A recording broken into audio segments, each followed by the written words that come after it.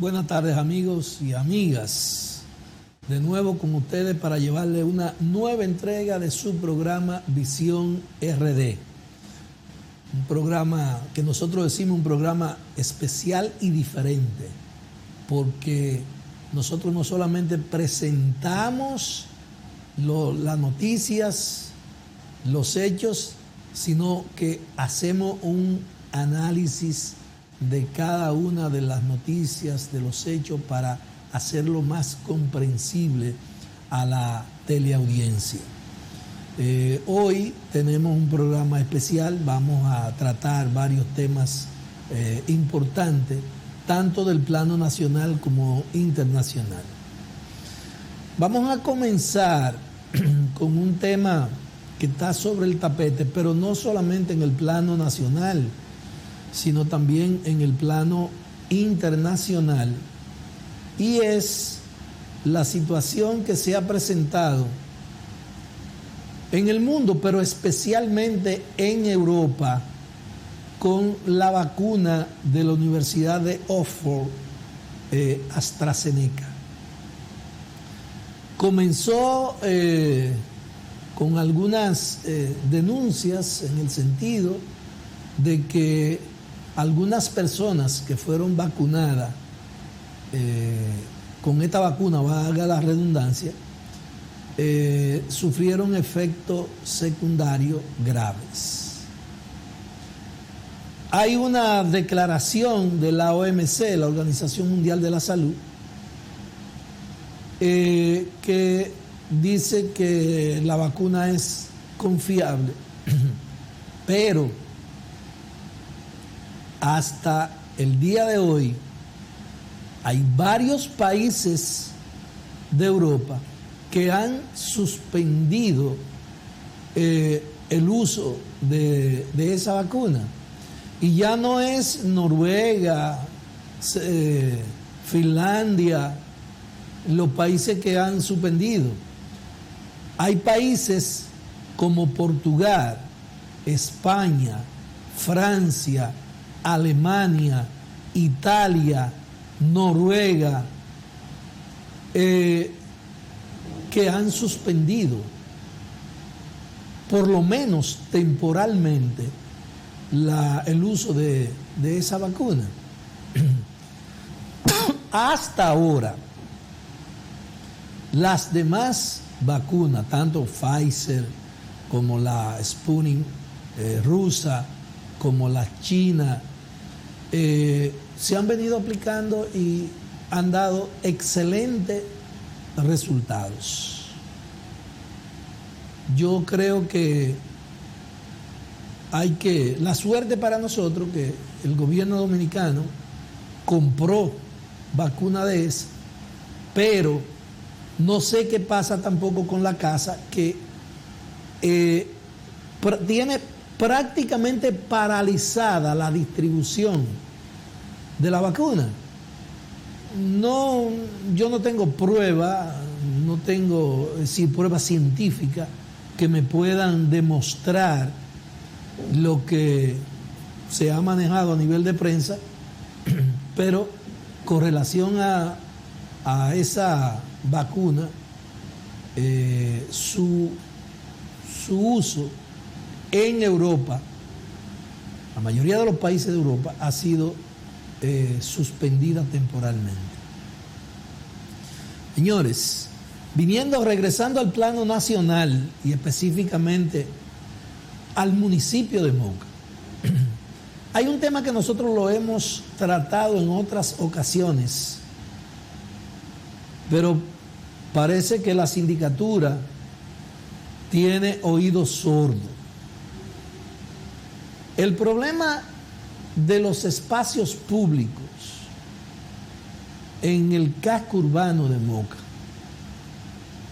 fundamentalmente en el casco urbano de Moca, es una situación que está preocupando a mucha gente, porque los negocios, los talleres ya están ocupando prácticamente calles completas. Si usted baja por la Inver para abajo, o a la 16 de agosto allá abajo, hay parte de esas calles que están prácticamente ocupadas, igual que la Rosario para arriba. Entonces, yo pienso como que la sindicatura, que lo prometió no en esta campaña, Guarocuya lo prometió la otra vez cuando fue síndico, y se hicieron algunos amagos, pero no pasó de amagos. Lo prometió Remberto, no hizo nada. Lo prometió el doctor López y tampoco hizo nada. Y Guarocuya volvió y lo prometió, y cuando seguramente hizo algunos amagos, pero no ha pasado de ahí. Nosotros queremos llamar la atención, y yo pienso que ya la sindicatura no se puede dejar sola en esa tarea, porque está demostrado, y como decía mi tía, requete demostrado, que el ayuntamiento no va a hacer nada. Entonces, los comerciantes, la Asociación de Mayoristas de Moca, debiera poner sus buenos oficios para hacer posible que el ayuntamiento pueda hacer algo. Porque la verdad es que ustedes saben el desorden que hay en el tránsito, eso no hay que decírselo a nadie. Ustedes saben las limitaciones de parqueos que nosotros tenemos en la ciudad, en el casco urbano. Y entonces a esos problemas usted le suma el hecho de que hay calles que tienen negocio no en la acera, sino en el medio de la calle, talleres, y te paran 50 motores de este lado y 50 motores más de este lado, y un grupo de gente cruzando y trabajando y pasando piezas, porque la calle la convierten en un verdadero taller. Entonces, el síndico ya no va a hacer. Yo perdí las esperanzas de que la sindicatura pueda hacer algo. Entonces, yo pienso que otros sectores, y hago un llamado a la asociación de comerciantes, fundamentalmente los mayoristas y detallistas, para ver si ellos incluyen dentro de su agenda una reunión con la sindicatura y la gobernación y la policía y el Intran, para ver si se hace posible resolver en parte ese problema. Porque aquí todo el mundo aduce, ¿no?, que son padres de familia, pero los que transitan por la calle con el derecho que le da la Constitución, entonces esos no son padres de familia. Esos no tienen derecho al uso de las vías públicas. Y otra cosa que tiene que hacer el ayuntamiento es reunirse con los motoristas que tienen parada en esquinas, que no permiten que el movimiento libre de los vehículos. No es que no le permitan trabajar, no es que lo quiten, es que lo organicen, es que lo reubiquen, es que lo ubiquen en lugares donde de toda manera van a crear dificultades, pero donde puedan crear menos dificultades.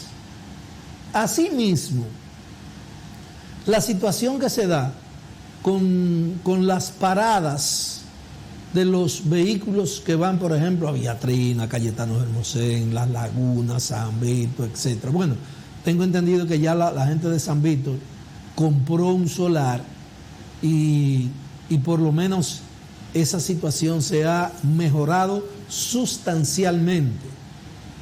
Pero las paradas de los taxistas, ellos no tienen que ver, no hay ninguna regla, no hay ninguna normativa. Ellos actúan así, se paran aquí, se paran allí y tapan aquí, porque el ayuntamiento se hace ciego y entonces ni que no ve nada, ni se entera de nada. Y esa es la situación que tenemos. Ojalá que el amigo Guarocuya pueda tomar nota de alguna de estas cosas y si entiende que pueden servir en algo, pues que trate de ejecutarla, que trate de ponerla en práctica. Miren, siguiendo en Moca, hay muchas cosas que yo no entiendo. Aquí en Moca hay tanta gente preocupada por tantas cosas, pero hay cosas fundamentales que nadie la menciona, nadie la toca, nadie habla de eso. Y le voy a poner el tema, por ejemplo, de lo que es la titulación de inmuebles de particulares. Mire, en una ocasión, un amigo regidor de Santiago me dio una información y me dijo que en Santiago alrededor del 50% de los inmuebles del casco urbano no estaban registrados.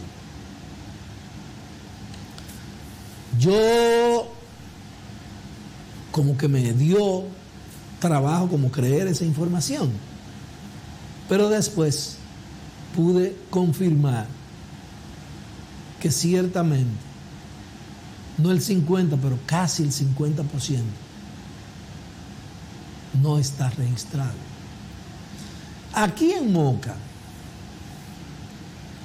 en el casco urbano, hay decenas de inmuebles que no están registrados. Y puedo decirle, por ejemplo, la calle Rosario para abajo, todo eso, con los López, todo eso nadie tiene título de eso.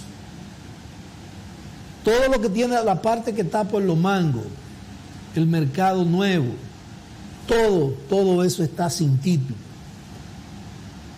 Lo que quiere decir que si tú haces un análisis, va a llegar a la conclusión que en el casco urbano, a excepción de las urbanizaciones donde vive la gente de clase media alta, los ricos, que sí se preocupan y entienden el valor que tiene eso, pero donde viven los pobres,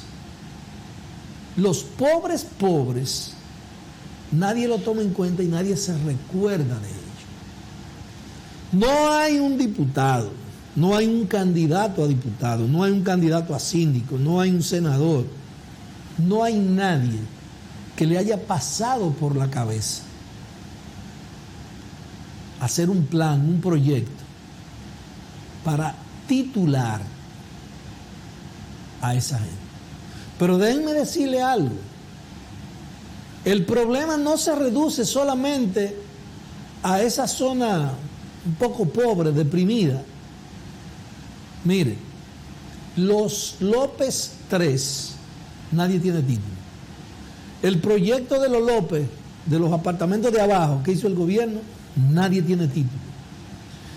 El proyecto de los López arriba, donde están los apartamentos más ¿cómo te digo? Más, vamos a decir más lujoso, si son de mejor calidad que los que están abajo. Ahí nadie tiene título. Eurípides, el barrio de Eurípides, ahí nadie tiene título. Los Cáceres, nadie tiene título. José Horacio Rodríguez, que es un barrio que tiene más de 60 años, nadie tiene título. Oiga bien, y yo me pregunto, ¿y las autoridades nuestras? ¿En qué que piensan? Oh, se me olvidó este barrio que queda cuando uno entra por el semáforo de la panadería Rosaura, sigue derecho como el que va para donde Hernández, para allá. Ese barrio que está por ahí, a la derecha, ahí nadie tiene título. Ahí nadie tiene título. Es más, se me olvidaba el Don Bosco, que tampoco la gente tiene título. Ustedes ven que prácticamente el 50% de los inmuebles del casco urbano no tienen título, no están registrados a nombre de nadie. Si tienen dueños, vamos a decir propietarios, pero no tienen títulos, no están registrados a nombre de nadie. Y usted sabe lo que significa el hecho de usted tener el título de su inmueble, de su casa, de su apartamento, de su solar. No solamente usted es sujeto de crédito, sino que usted se evita tantos problemas y le deja pocos problemas a la familia, a los hijos. Porque aquí hay inmuebles que se han ido enredando tanto, que como decía mi abuela, más vale la sal que el chivo. Entonces yo quisiera llamar la atención a los diputados, al síndico, a la gobernadora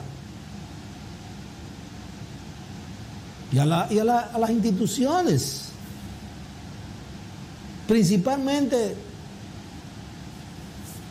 las instituciones que tienen que ver, que tienen participación en lo que son los problemas sociales. ¿Por qué no hacemos un esfuerzo? Y usted convoca al presidente del Colegio de Abogados, el presidente de la Asociación de Abogados, y algunos abogados que siempre hemos estado dispuestos a colaborar. Y entonces podríamos hacer un proyecto para titular todos esos inmuebles. Y estoy hablando del casco urbano. Porque yo podría decirle, por ejemplo, que en Villa Trina hay una parte que vive mucha gente y nadie tiene título. Es más, esos por lo menos están titulados a nombre del Estado Dominicano. Pero yo conozco propiedades en Villa Trina y en Jamao que están a nombre de Rafael Leonida Trujillo Molina, todavía.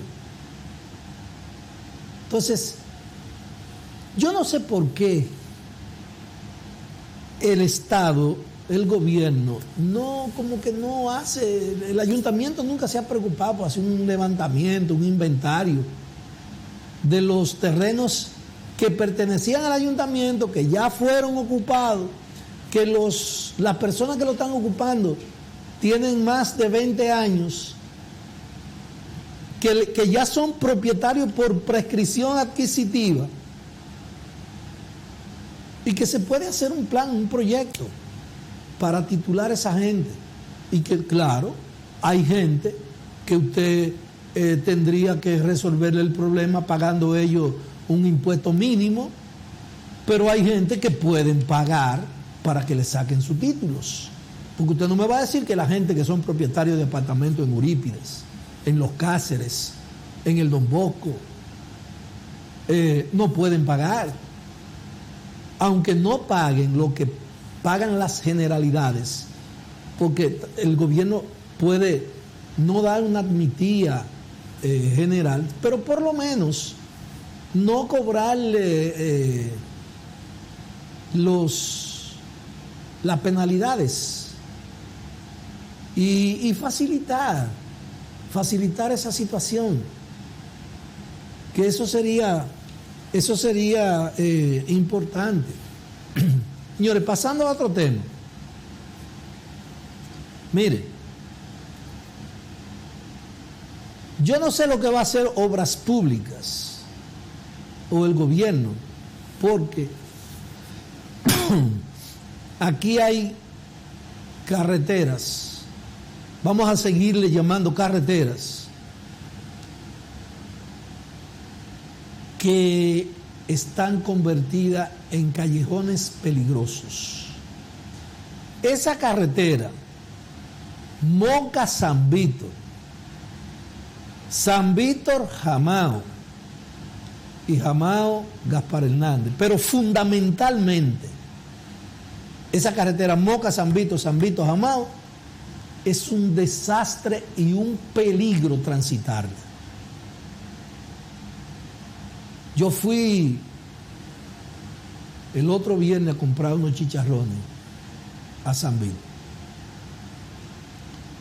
y milagrosamente no tuve un accidente, porque venía un motorista por este lado y venía un motorista por este lado, había un hoyo, entonces yo tuve que frenar porque venía al paso, pero a la poca velocidad que venía no podía pasar por el hoyo porque no andaba en un vehículo grande. Porque si me movía para uno de los lados, entonces corría el riesgo de que se me trayera uno de los dos motoristas. Esa situación, ya incluso los choferes y la gente de la zona ha comenzado a manifestarse. Y yo no sé cuál es la situación, porque esa carretera San Víctor-Jamao tienen más de 6 o 7 años en construcción. Yo lo que no entiendo es por qué hay obras que la hacen tan rápido, 4 o 5 meses ya está todo resuelto, y entonces hay otras que tienen tan mala suerte que se cogen 5, 6, 7, 10 años y no la terminan nunca. Y no solamente está el problema de la carretera Moca, San Víctor, Jamao. Hay cosas que no caben en la cabeza de nadie. ¿Cómo se explica que una carretera que es un desahogo y es la vía directa al aeropuerto Cibao, que es la carretera de Monte de las Aguas, cómo se explica que esa carretera no sirva, que eso sea un callejón? Y que cuando le tiran un poquito de pavimento, incluso se lo tiran mal tirado, no le ponen materiales y se lo tiran arriba de la tierra, y eso a los 2 o 3 meses ya se desbarata de nuevo. Entonces, yo no sé por qué las autoridades a lo mejor están esperando que haya un levantamiento, que haya una huelga, que haya un problema, que hayan detenidos, que haya un muerto, y entonces después van y tratan de solucionar el problema.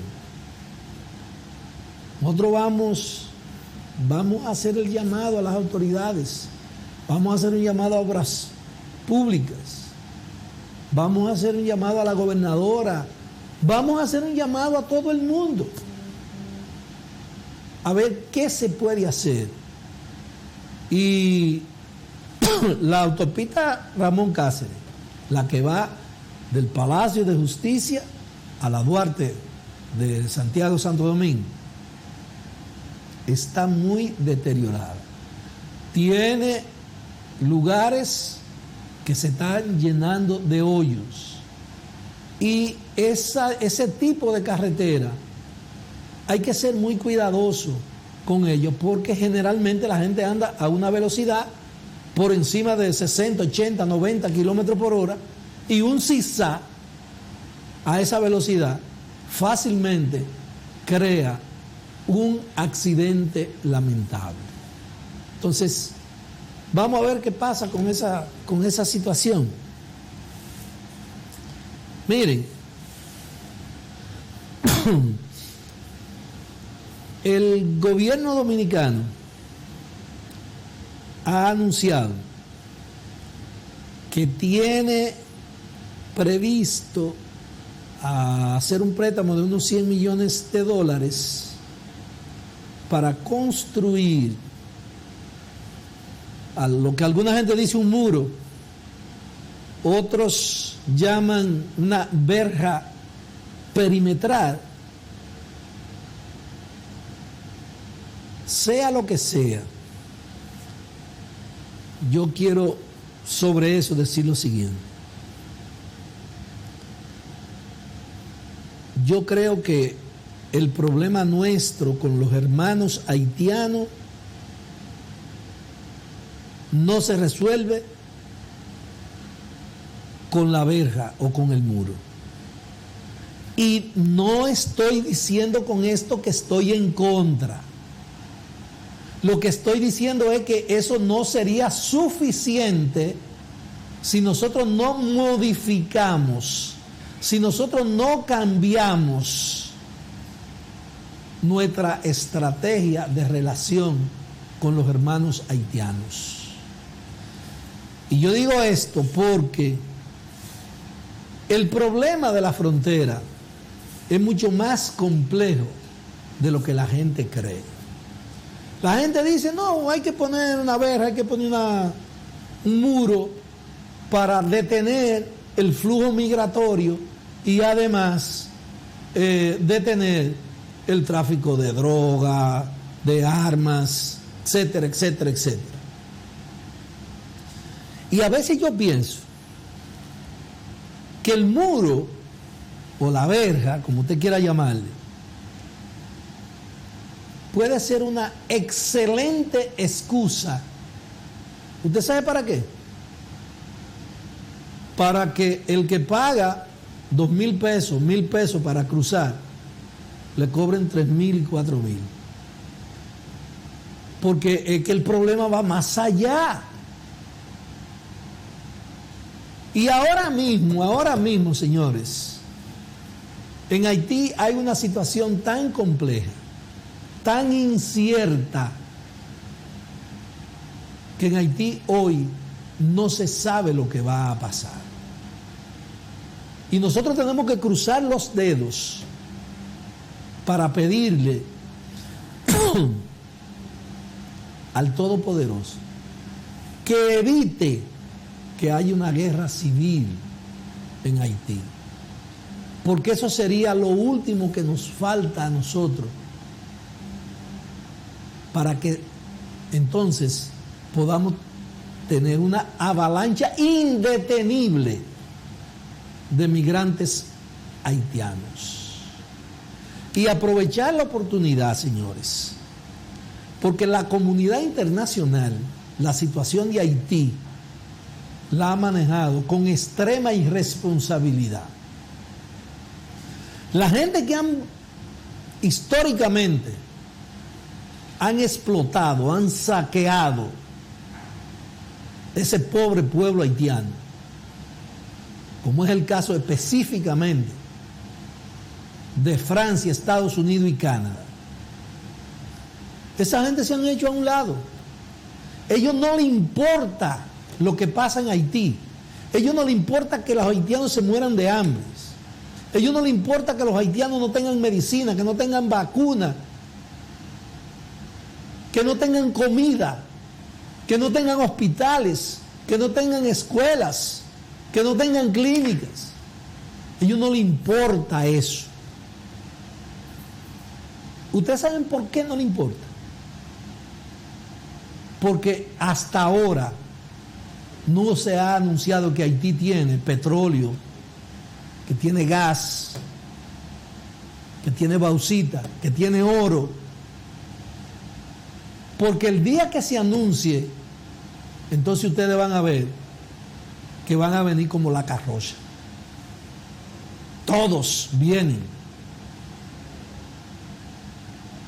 Y el país tiene que hablar claro en los organismos internacionales, en la ONU. Nosotros tenemos que hablar claro y plantear nuestra posición, que es el producto de nuestra realidad. La República Dominicana no puede, no es que no debemos, es que no podemos, es que no estamos en condiciones de asumir, de hacernos cargo de la situación de Haití. Y la comunidad internacional tiene que asumir su responsabilidad. Y yo no sé lo que hace la ONU. Y yo no sé lo que hace Estados Unidos, lo que hace Francia, lo que hace Canadá. Lo que sí es que nosotros no podemos hacernos responsables de la situación de Haití. Y esa comunidad internacional tiene que asumir sus responsabilidades. Y ahora que hay un problema en Haití,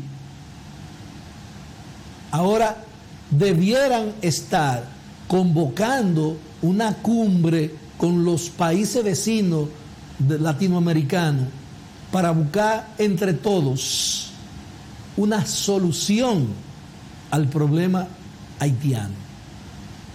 Porque, repito, nosotros no podemos asumirlo. Señores, con su permiso, subimos y regresamos en breve.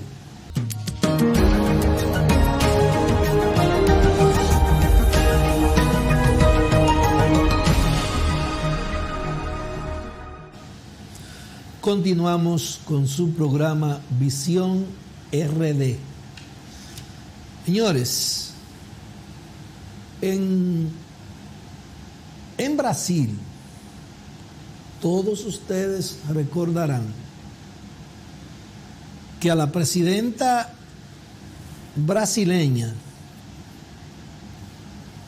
le fabricaron un expediente mostrenco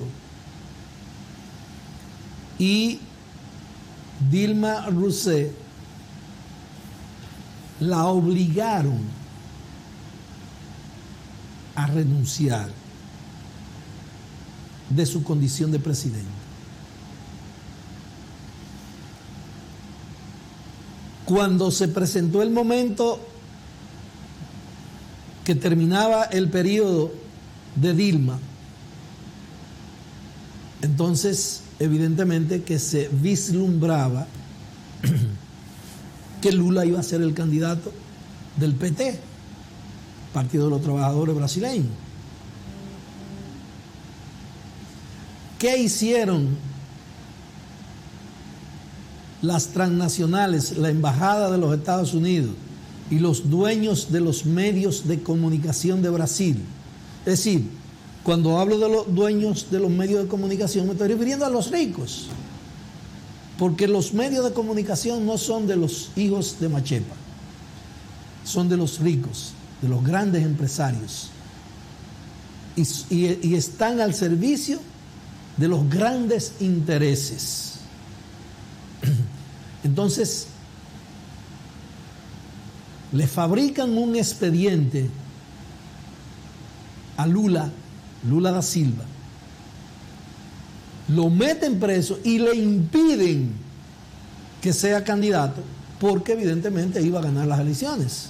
En todas las encuestas de los contrarios aparecía con una cantidad significativa de puntos por encima de cualquiera de los candidatos. A Lula lo metieron preso casi 2 años. Pero no hay plazo que no se cumplan ni deudas que no se paguen. Ahora la Corte Suprema anuló todas las condenas que se le habían impuesto a Lula por incompetencia del tribunal que dictó, de los tribunales que dictaron las sentencias. Y el famoso juez Moro, que fue el que juzgó a la mayoría de los acusados del caso Lava Jato, como premio a que había apresado a Lula, entonces Bolsonaro, que fue quien ganó las elecciones, cuando subió al poder, entonces lo nombró ministro de Justicia. Después, por contradicciones entre ellos dos sobre quién debía dirigir el Departamento Federal de la Policía, entonces el Moro se vio obligado a renunciar ante la amenaza de cancelación del presidente Bolsonaro. Ahora, en el año 2022, hay elecciones en Brasil. Y yo voy a ponerle un video breve que narra la síntesis de la situación que hubo en Brasil, la que hay y la que se avecina. Le vamos a pedir a nuestro director que por favor nos coloque el video y que le ponga sonido, que se escuche bien. A veces queda feo eso de presumir, pero ¿qué podemos hacerles si en Ahí Les Va tenemos el don de la clarividencia? Cuando los grandes medios hablaban de fraude de Evo Morales en Bolivia, nosotros les contamos que si hubo fraude, en realidad fue de la OEA. Cuando titularon que Guaidó estaba a días de tomar el poder en Venezuela, matizamos que un siglo también está hecho de días. Y cuando advirtieron que Sputnik V no era de fiar y arrojaba todo tipo de dudas, las despejamos y hoy es una vacuna usada en 1 de cada 4 países del mundo. Nuestro más reciente acierto, quise decir, es en torno al juicio y encarcelamiento del expresidente brasilero Lula da Silva, cuyas condenas acaban de ser anuladas por la justicia de su país. Y si recurren a sus propias dotes adivinatorias, seguro que ya habrán intuido que es sobre este tema que les hablaremos en el video de hoy. Ahí les va. Luis Inácio Lula da Silva podrá participar en las próximas elecciones presidenciales, algo que desde 2016 parecía imposible cuando su sucesora en el cargo fue destituida y él mismo era juzgado y posteriormente encarcelado, acusado de corrupción en el marco de la llamada Operación Lava Jato. Hoy, un juez del Tribunal Supremo de Brasil anuló todas las condenas contra el expresidente impuestas por la Justicia Federal de Paraná, al considerar que ese juzgado no era competente. Además, el magistrado argumenta que las presuntas irregularidades atribuidas a Lula ni siquiera tienen relación con Lava Jato. Básicamente lo mismo que sostiene la defensa desde el día 1. La noticia podría cambiar el panorama político brasilero. Según encuestas recientes, Lula no ha perdido parte importante de su base de seguidores, mientras que Bolsonaro sí bastante de la suya. Aunque no está claro si a sus 75 años Lula planea postularse o no, de hacerlo en principio sería un serio rival para el actual presidente. Pero lo más interesante de este caso es que estamos ante la crónica de una absolución anunciada. Aunque la Fiscalía General afirmó que recurrirá a la decisión, desde que se inició el proceso, cada hecho en torno al caso Lula apuntaba hacia este desenlace. La duda era cuánto tiempo iba a transcurrir. Durante 2018, Lula siempre lideró las encuestas de cara a las presidenciales frente a Jair Bolsonaro, con una diferencia promedio de entre 10 y 15 puntos por encima de su rival. Sin embargo, debido al proceso que se llevaba en su contra en tribunales, fue inhabilitado para participar en aquellos comicios. Es más, siguió liderando las encuestas una vez en la cárcel. ¿El candidato que encabeza todas las encuestas es enviado a prisión? Imagínense los titulares y las declaraciones preocupadas en organismos internacionales de tratarse de otro país y candidato. Sin embargo, en este caso sucedió más bien al contrario. Por un lado, quienes alguna vez mostraron cierto grado de simpatía con el exmandatario durante su presidencia, pasaron a actuar como si hubieran sido sorprendidos y traicionados en su buena fe. ¿Cómo pudo hacernos esto a nosotros, que siempre lo pusimos de ejemplo de cómo reducir la pobreza sin caer en el populismo castrochavista? Por el otro, con menor grado de disimulo, algunos optaron por aplaudir la madurez de la democracia brasilera y sobre todo la independencia de su sistema judicial, tan independiente que era capaz de encarcelar al candidato favorito de los brasileños. Muy bien, una justicia ciega que no se deja influenciar ni por la opinión pública ni por el miedo al que dirán, como debe ser. Pero resulta que meses después, Bolsonaro se convertía en presidente tras derrotar al candidato de emergencia del PT en las elecciones y, oh sorpresa, tras asumir el cargo, el flamante jefe de Estado nombraba como ministro de Justicia a Sergio Moro, el juez que había condenado a Lula a 12 años de prisión. No sean mal pensados. ¿Cómo van a insinuar que el hecho de que un juez envíe a la cárcel a un político y poco después su máximo rival lo ponga al frente de un ministerio son eventos de alguna manera relacionados entre sí? ¡Puras coincidencias! Poco menos que esa fue la tibia reacción mediática y política internacional tras una sucesión de hechos equivalentes a ganar una final deportiva y al día siguiente nombrar al árbitro que expulsó a la estrella rival como socio de honor del club ganador. Nada que sospechar, esto no es motivo de escándalo internacional, todo normal. En 2019, el portal de Intercept Brasil filtró unos mensajes en los que el entonces juez Moro se coordinaba con los fiscales para encarcelar a Lula. Los mensajes de los chats parecían más bien sacados de un grupo de alumnos del liceo buscando hacerle bullying a un compañero de clase que de un equipo jurídico del más alto nivel. En otros de los chats filtrados, los fiscales mencionaban en clave a Lula como 9, obvia referencia al dedo que perdió cuando era obrero metalúrgico en un accidente laboral. Todo muy de adalides de la justicia, como ven, sí. Algunos meses después de esas revelaciones, el ministro estrella de Bolsonaro renunció a su cargo, pero no vayan a creer que fue debido al impacto mediático y político de esos chats, no, sino tras enfrentarse con Bolsonaro a cuenta de quién debía dirigir la Policía Federal. A finales de ese año, Lula salió de la cárcel porque el Tribunal Supremo Federal dictaminó que no debía permanecer ahí mientras no se agotaran todas las apelaciones realizadas por su defensa. Pero todo el entramado jurídico que lo llevó a prisión no habría bastado sin su vertiente mediática, igual o todavía más fundamental. Hoy se conoce que la Fiscalía estableció alianzas con medios brasileños para que airearan cualquier denuncia contra el exmandatario por poco fundamento que tuvieran para de esa forma hundir su imagen. Así, a la primera declaración que diera quien fuera y sin aportar pruebas, se convertía automáticamente en titular si servía para involucrar a Lula da Silva en algún gran escándalo, aunque en pocos días quedaran en nada. La clave era bombardear, aunque solo fuera con bombas huecas.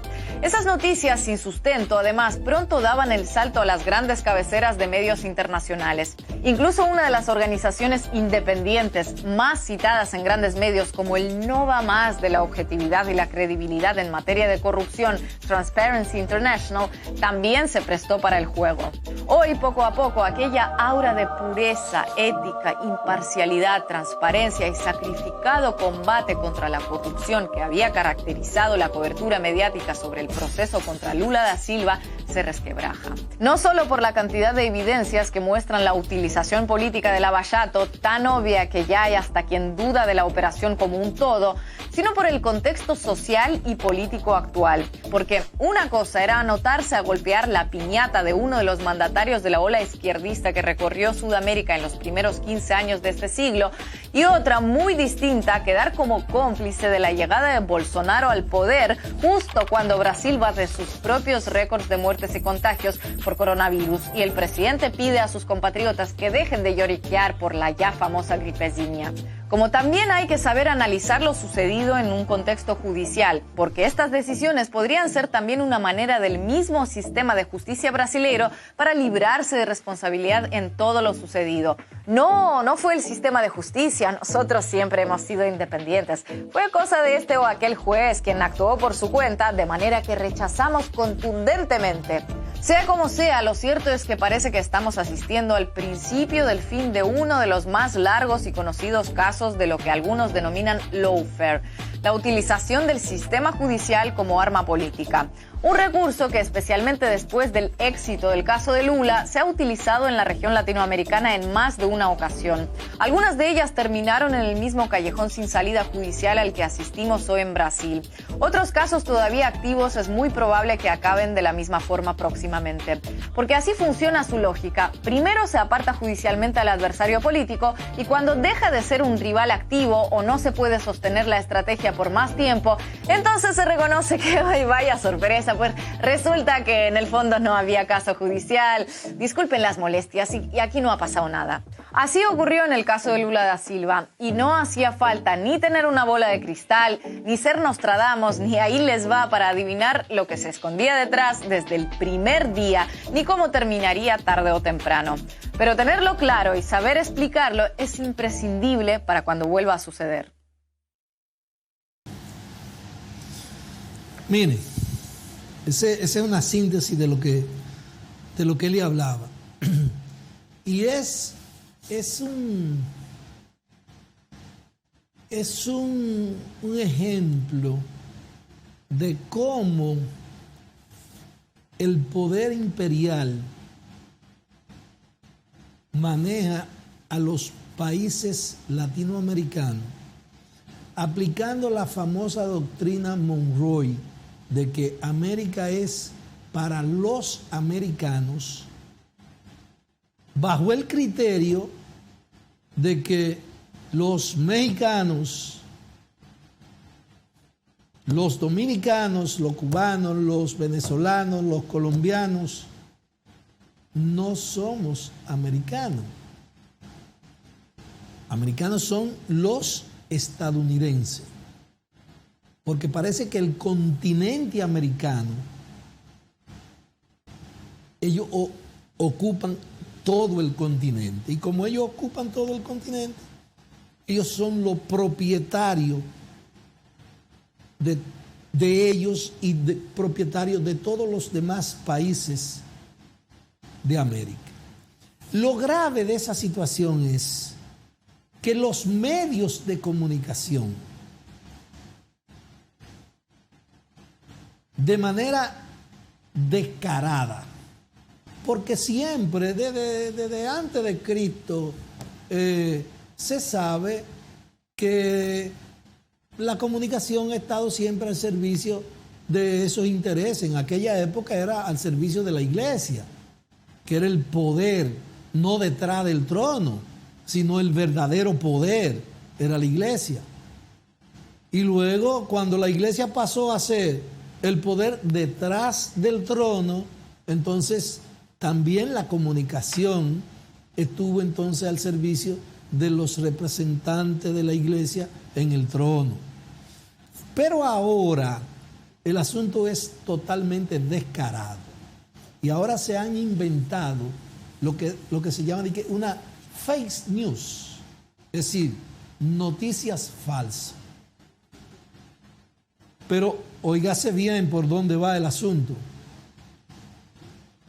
Facebook y Twitter suspendieron la cuenta, señores, del presidente de los Estados Unidos, que usted puede estar de acuerdo o no, pero la libre expresión no puede ser cuando yo entienda que me conviene, porque cuando yo entienda que lo que usted va a decir no me conviene, entonces yo lo sanciono y lo excluyo. Y yo le pregunto, bueno, pero ¿y quién le dio ese derecho? ¿Está en la Convención de Viena?